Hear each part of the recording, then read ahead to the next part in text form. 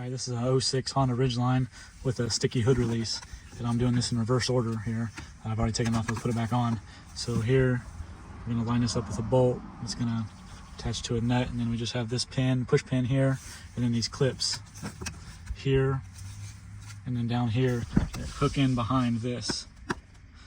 So, alright, to pull this off or to reinstall it, it helps to pull this piece of trim out of the way, and then get it snapped up here, and then line up that pin.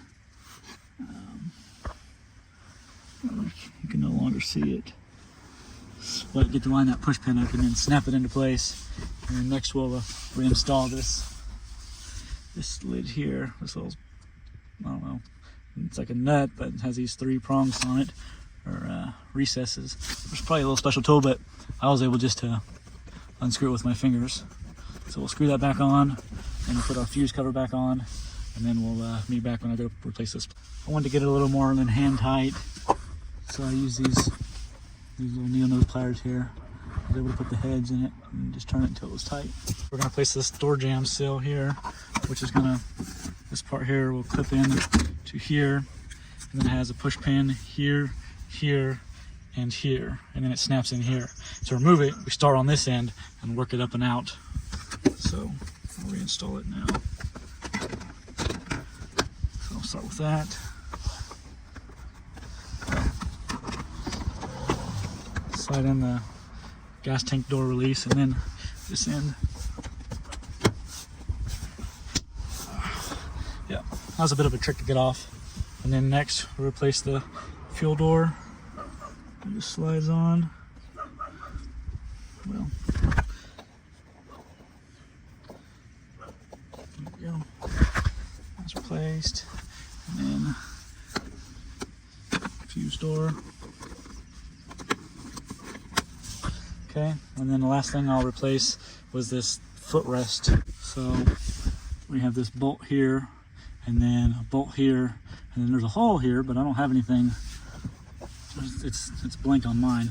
So this has a nut in it already, and it's plastic, and I tried to unscrew it, didn't seem to do anything.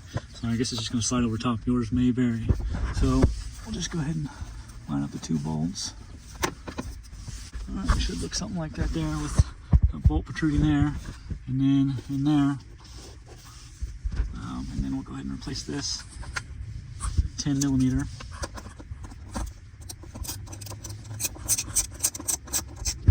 All right, next we have this cover to replace that that covers the bolts here, and this was a little bit tricky to remove.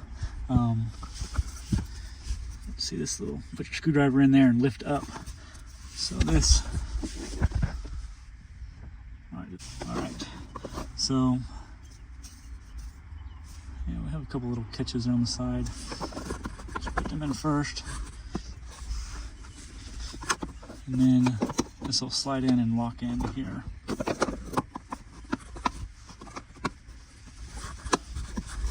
I had better luck starting on this side and then snapping this side in, and then once that's replaced, that's good. So that's it. Just throw the floor mat back in, and then see, it still catches a little bit, but I'll have to see. Hopefully it won't get as stuck as it did. Thanks for tools I used. This is the lubricant.